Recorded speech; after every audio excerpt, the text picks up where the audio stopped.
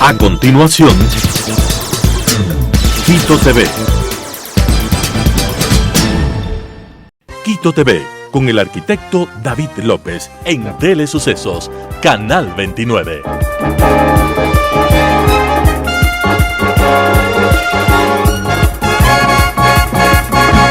¿Qué tal, amigos? Bienvenidos a Quito TV, el espacio de la ciudad a través de Telesucesos, Canal 29, 29.1, Televisión Abierta, 73 en Extreme TV Cable, 43 en Claro TV, Canal 6, Cable Unión, Alfa TV, Canal 44, CB Televisión en el Cantón Mejía, en la ciudad de Machachi, y desde cualquier parte del mundo, www.telesucesos.net, y también en YouTube, donde posteriormente subimos este programa, Telesucesos HD, así estamos en YouTube. El día de hoy tenemos la presencia de Hugo Espín, experto en seguridad, abogado, bueno, un perfil calificado. No queremos pasarnos dando el currículum en todo el programa. Hugo, bienvenido, ¿cómo está? ¿Cómo ha pasado? Bien, muchísimas gracias. Bueno, vamos a hablar de un poco del tema de seguridad, porque también existe un tema que ha surgido en los últimos días y que hay que ponerlo del tamaño de lo que es. Se habla de que el gobierno ha firmado un acuerdo de cooperación con Estados Unidos y claro, algunos decimos qué chévere, van a venir los de las películas, ¿no? de Estados Unidos, películas americanas de Hollywood, y van a empezar a dar bala, no al que es y al que no es, sino a los que tienen que darle. Pero es un acuerdo de cooperación que, en base a la Constitución y al aspecto de soberanía que tenemos, realmente es algo de apoyo logístico, que además cada cosa que quieran hacer tienen que pedirle permiso al Comando Conjunto de las Fuerzas Armadas, y eso después de que pase varios filtros, entre esos el de la Corte Constitucional. Hay que ponerlo, ¿de qué tamaño? ¿De qué se trata esto, este acuerdo de cooperación? Bueno, realmente nadie sabe, todavía no sabemos cuál es el alcance y la dimensión de este acuerdo. Un tema muy preocupante evidentemente es cuando el presidente de la República pierde la confianza en las Fuerzas Armadas, pierde la confianza en nuestra Policía Nacional y decide buscar una alternativa para que vengan militares desde Estados Unidos y que hagan el trabajo que supuestamente no pudieron hacer nuestras Fuerzas Armadas. Yo creo que las Fuerzas Armadas y la Policía no han tenido el apoyo por parte del gobierno, más allá de muchísimos ofrecimientos y de lindos discursos que se han dado en diferentes momentos. La Policía nunca llegó a tener los 1.200 millones que le ofertó el gobierno, nunca llegó a tener el apoyo logístico, no se han cambiado patrulleros, no tienen patrulleros. Hoy en la mañana veía que hubo un asalto en la ciudad de Quito, en la avenida de los Chiris, ¿sí? Y la policía llegó a tiempo. Se enfrentó con los delincuentes, pero se quejaban de no tener ni vehículos de apoyo, ni de tener logística, ni armas, ni municiones. Peor, los chalecos están ofertados por parte del ministro. Es decir, las realidades son otras. Y claro, ahora la llegada de una misión militar americana también hay que tomarla en su real dimensión. En realidad, ¿qué tan grande es este contingente? ¿Qué es lo que se espera de este contingente? No podemos... Por Constitución no se pueden sentar bases militares permanentes en el Ecuador. Van a tener que usar las bases militares que existen para poder llegar. Vamos a tener que ver qué tipo de armamento en el Ecuador, cómo van a ser las operaciones. Van a poder disparar los militares en el Ecuador. Estos militares americanos se van a someter a las leyes ecuatorianas en el caso de que metan un tiro y maten a alguien. Porque tenemos que entender que en casos como el de Santiago Olmedo, que el presidente igualmente le ofertó un indulto y el apoyo en todo el proceso, él sigue enfrentando a la justicia, ha seguido en un largo trayecto, todavía no se hace su audiencia de casación. Esto se someterán los militares americanos, porque hay un principio de territorialidad. Si una persona hiere o mata, tiene que cumplir con parámetros de carácter legal. En Estados Unidos, igualmente se rige por el principio de supremacía constitucional, que es un concepto internacional del jus gens, que nos permite establecer justamente que ninguna acción o acuerdo puede estar por encima de las constituciones locales o irse en contra de la Constitución. Y estos acuerdos tienen que estar debidamente delimitados. Por eso el mismo canciller ha dicho que pasará ya el tratado que está firmado por el presidente en ejercicio de sus atribuciones, tiene que pasar para que sea analizado por la Corte Constitucional. Si no me falla la memoria, el artículo 434 de la Constitución delimita justamente las acciones que tienen que llevarse adelante para hacer una valoración de constitucionalidad de este acuerdo, de este tratado, de cuál es su alcance, cuáles son sus expectativas de resultados, porque decir van a venir las fuerzas especiales americanas a operar en Ecuador, ok, ¿en qué? ¿Qué van a hacer? ¿Qué expectativas tenemos y cuáles son los hitos de cumplimiento de su presencia en el Ecuador? ¿No? Claro, el canciller habla de 3 subacuerdos dentro del acuerdo. Dice uno marítimo, dice ellos van a estar mientras estén en nuestras aguas territoriales, si detectan una lancha rápida o una lancha lenta, sin bandera, pero que está también en pesca ilegal, tienen que pedir autorización. Y yo pedir autorización y hago esta seña porque parece que tocaría llamar y decir, ¿sabe qué? Me autoriza, o mandar un oficio para intervenir. De hecho, lo que se dice es lo contrario, es que va a haber personal militar o policial dentro de las naves de la Armada o de... Ecuatoriana. No, americana. Americana. Que operará, personal ecuatoriano en naves americanas. Exactamente. Dentro del mar territorial ecuatoriano. Así es. Ya. Y serían ellos los que operen, es decir, las Fuerzas Armadas estadounidenses lo que querían es prestar su contingente logístico para poder hacer estas interdicciones, pero quien ejecutaría la interdicción en su fase final es precisamente la Armada del Ecuador. Igualmente habría que ver, estas operaciones siempre tienen un apoyo aéreo, desde dónde viene ese apoyo aéreo, qué tipo de apoyo aéreo se va a hacer. Es un apoyo aéreo artillado, es un apoyo aéreo simplemente de ubicación, con utilización de sistemas satelitales, sistemas de radares aerotransportados como los que ya funcionaban en la base de Manta. No nos olvidemos que las operaciones militares en el Ecuador no son nuevas. Cuando hubo el terremoto, si no me falla la memoria, de 1985, ya llegó un contingente... 87, ¿no? ¿Sí? Sí, 87. 87, correcto. Sí, que llegó un contingente militar a Archidona e hicieron base ahí para construir 1,5 kilómetros de carretera durante un año.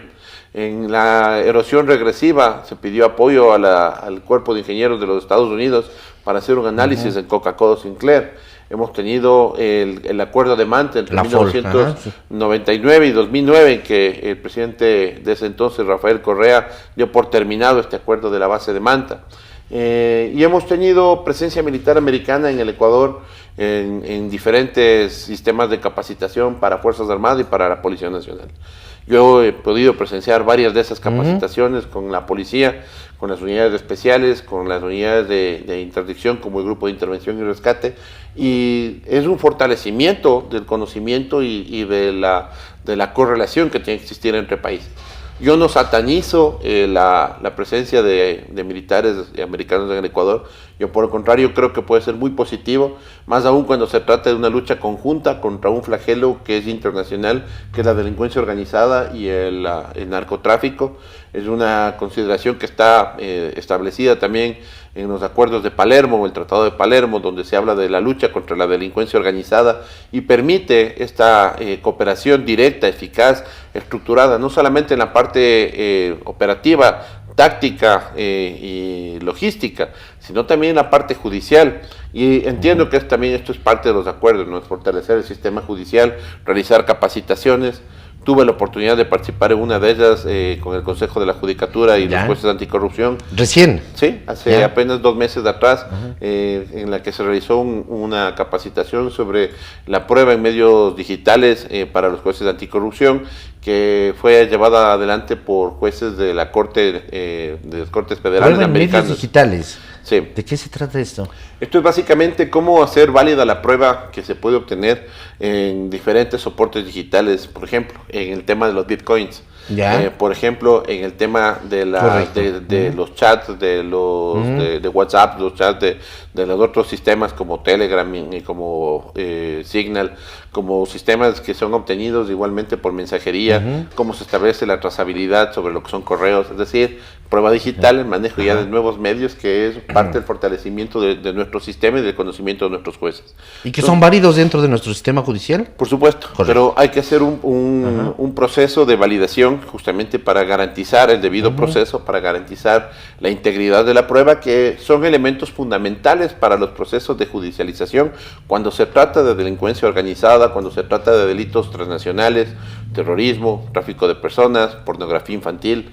Entonces, todo esto yo lo veo como positivo, no lo veo como un tema que nosotros tenemos que poner una oposición, pero sí hay que tener claro qué, quién y cómo se van a hacer las cosas. Correcto. El presidente, a mi juicio, en unas desatinadas declaraciones, dice que esto es un problema entre pandillas. ¿Son pandillas? ¿Son realmente ya unas milicias? Los tiguerones, los choneros, ¿sí? Hay que entender cuál es la estructura criminal. Y en realidad, yo creo que la palabra adecuada es la que acaba de usar, es milicias. Milicias. Sí, porque en realidad, ¿cuál es la función de estos grupos delictivos, estos GDOs que están clasificados por el Ministerio, por la Policía, que es grupos de delincuencia organizada? Es una estructura criminal que en realidad lo que hace es la custodia de la recopilación de la droga, su traslado interno, puesta en puertos y despacho internacional. Es decir, cumplen con funciones de seguridad, como una empresa de seguridad privada, ¿sí? Pero en un nivel de una milicia que puede enfrentar a la propia policía. Hemos visto nosotros que aquí han aparecido armas de asalto, ya la recurrencia de los fusiles de asalto, de fusiles de tipo netamente militar, ya es un pan de cada día. Es decir, cada vez que hay una requisa de armas dentro de las cárceles o fuera de ellas, en los diferentes lugares donde se realizan intervenciones, se encuentran este tipo de armas, lo cual es altamente preocupante, porque significa que el Ecuador dejó de ser solamente un punto de paso de drogas y se ha convertido en un centro también de despacho de armas, municiones, explosivos. ¿Producimos droga? No. O a menor escala, es ínfimo. Yo creía que es a menor escala, pero lo que sí se ha hecho aquí es, lo que se está haciendo aquí es procesando de alguna manera, porque ya se han encontrado varios laboratorios en territorio ecuatoriano. Y entran por las fronteras terrestres. Lo cual era inusual, ¿sí? Porque lo que están haciendo es procesamiento de la pasta base a clorhidrato de cocaína. Se han encontrado especialmente en el sector de Sucumbíos y de Esmeraldas, de la frontera norte. Pero no hay que descartar que puedan haber otros laboratorios en la parte de la costa central, como en Los Ríos, en Manabí, donde también ha habido evidencia de la penetración muy profunda del narcotráfico y de la fortaleza de estas estructuras criminales. Y sale por los puertos marítimos. Sale por los puertos que justamente no han tenido una atención prioritaria, porque llama la atención, ¿no? Si tenemos un problema de logística y de despacho que es por puerto, lo que deberíamos tener como eje prioritario del control son los puertos. ¿Qué pasó a los escáneres, por ejemplo? Solo han tomado 2 años en llegar. Pero dicen que ya para noviembre vamos a aprenderle al primero. Y van a empezar a hacer las pruebas. Sí, les tomará otros 2 años más. Y aleatoriamente se harán los contenedores, no a todo. Sí, y tomemos en cuenta que lo mismo pasó con SNAI, con el control de los escáneres en las cárceles. Algunos de ellos quedaron por 10 meses en las bodegas del SNAI y finalmente fueron devueltos al proveedor. Es decir, increíblemente no pueden funcionar. Y es como que uno va al aeropuerto y le dicen, usted sí, aquí al escáner, usted no, aleatorio, o sale en un sorteo y dice usted, usted y usted. Yo creo que los sistemas de uso de escáneres, de sistemas de seguridad digital como cámaras, escáneres, como sistemas de filtros electrónicos, los sistemas de en las zonas de amortiguamiento, de controles como sensores de piso, cámaras con sensor de movimiento y una serie de más artilugios que hoy día la tecnología nos ofrece, no deberían ser manejados por el propio Estado, deberían ser concesionados. Porque eso nos garantiza primero de que no nos quemen el escáner que tomó 2 años en llegar, no se queme en 8 días, como el radar de Montecristi. Sí, si esto es concesionado, yo creo que lo que se paga como Estado es un servicio y al final del día la disponibilidad del servicio es lo que la empresa tiene que encargarse. Y sale mucho más barato el comprar un servicio que funcione el 100% del tiempo que comprar equipos nuevos que no funcionen ni 2 días. Son escáneres que tienen que estar en los puertos al ingreso del puerto o al ingreso del contenedor ya hacia el buque, porque pueden ingresar la droga después de pasar el escáner también. No es tan fácil, en realidad es un sistema, el de embarque, nosotros tenemos que entender que hay varios tipos de embarque en puerto, es decir, hay containers que vienen ya sellados y verificados antes de llegar a puerto, hay containers que son por las verificadoras. Exactamente. Correcto. Que son preverificados, porque si no sería una locura el abrir y dañar la carga permanentemente. Entonces, la entrada a carga a los puertos ya de embarque final implican que hubo una verificación previa y una responsabilidad, es decir, hay una trazabilidad de la responsabilidad sobre quién manejó la carga desde punto de origen hasta punto de despacho. De acuerdo. ¿Qué es lo que nos preocupa? Que se caen 9 toneladas de droga, ¿sí? Y le culpamos al container, porque en realidad lo que deberíamos ver es toda la estructura criminal que hay detrás. Ayer justamente se hizo la presentación del Plan B, 10 años, y tuvimos la oportunidad de estar presentes y formar parte del foro, de ser uno de los panelistas en esto. Y una de las cosas que nos impactó mucho del video que preparó Plan B, una investigación muy profunda sobre cómo se desarrollaron los eventos y principalmente este grupo que ha marcado un hito en la violencia en el Ecuador, que es los choneros. Y uno de los elementos que se mostraba en esto justamente es que dentro de la estructura ellos son la base de, como decía, cumplen esta función de la protección a la logística. Pero ¿dónde está todas las demás piezas que forman este enorme iceberg que es la delincuencia criminal? Claro. ¿Sí? Entonces, esta delincuencia que tenemos en su base, los que están con la pistola en la mano, los gatilleros, que además son de zonas muy deprimidas, muy pobres del Ecuador, que son reclutados, muchos de ellos en las propias escuelas, por la falta de políticas públicas de seguridad.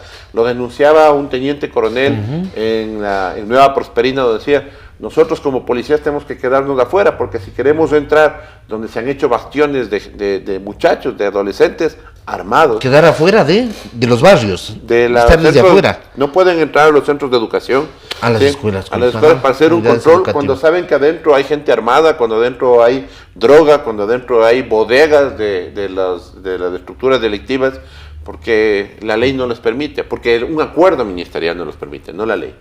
Pero entendiendo un poco cuáles son las lógicas de todo esto, decía, nosotros tenemos en esta base lo que es la seguridad, pero después tenemos otro baluarte fundamental, la logística criminal, de dónde llegan las armas, las municiones, los explosivos, cuál es la trazabilidad, si son armas de producción de orden industrial, cuál es el origen, cómo se movilizó, cuál es el despacho, quién hizo las compras, es decir, esta logística intermedia. Después tenemos el tema de las estructuras de lavado de dinero. Y sobre todo estos están las cabezas de las organizaciones criminales.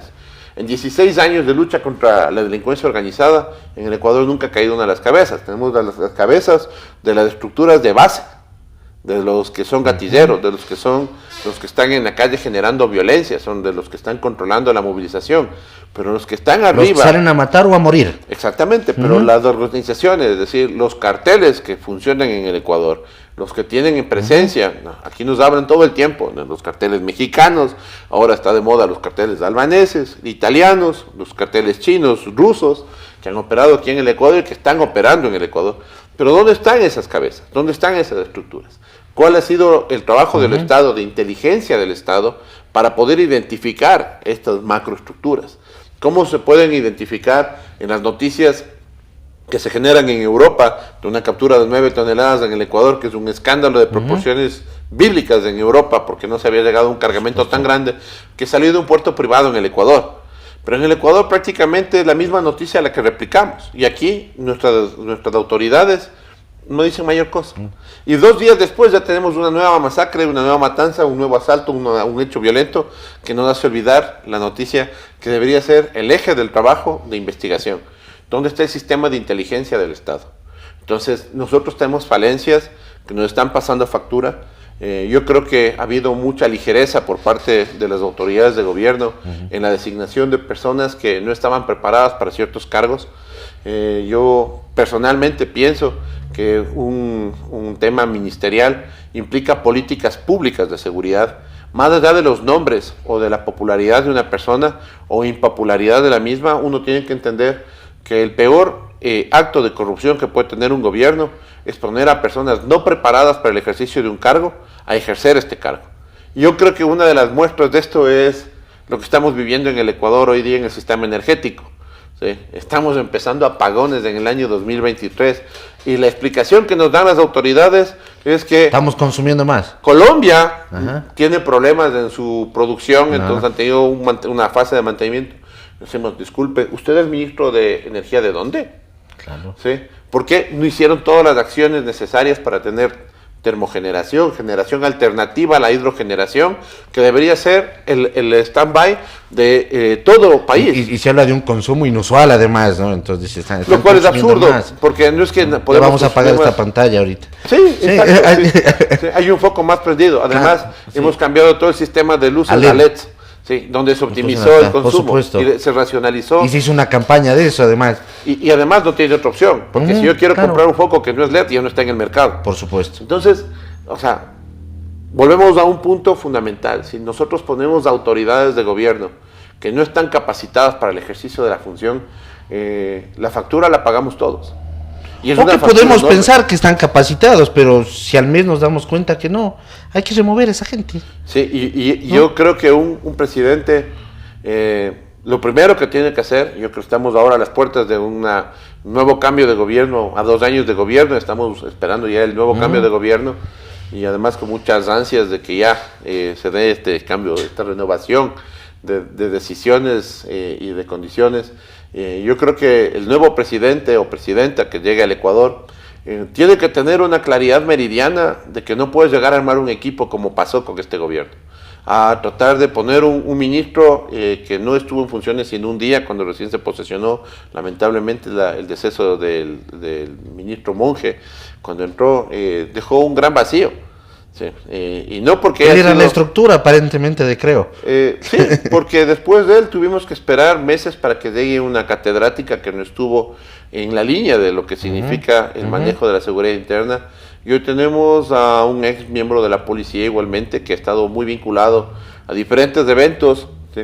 Pero no a temas de investigación, no a temas de políticas públicas de seguridad, el llevar estadísticas, que es lo que hemos visto que ha mostrado este Más en la ministerio. parte social del Estado. Sí, y mucho en lo que es la estadística, ¿no? O sea, es una réplica de lo que presenta el comandante respecto de las acciones del día a día. Correcto. Muy bien. Abogado Espín, queremos agradecerle por haber estado aquí. Creo que siempre falta tiempo para poder hablar de todos estos temas que además usted los hace con una buena didáctica para que la gente los entienda. Y que hay que entenderlos y explicarlos así, y hay que ser crudo con las cosas que hay que ser crudo. Así que muy gentil por haber estado aquí. Muchísimas gracias. A la orden, amigos, ha sido el abogado Hugo Espín, experto en el tema de seguridad, experto en el tema penal, y hablando de iniciamos hablando del tema de este acuerdo de cooperación que todavía no sabemos los alcances con el gobierno de los Estados Unidos para apoyo a las Fuerzas Armadas ecuatorianas, así digámoslo de manera general, y también de la falta de ejecutividad que ha tenido este gobierno lastimosamente con el combate a lo que tienen que ser. Eso que sí, nació como pandillas, pero que ahora son estructuras de milicia. Amigos, que pasen bien, hasta la próxima. Las opiniones vertidas en este espacio por la producción y dirección del programa son de exclusiva responsabilidad de sus autores y de quienes intervienen en ellos.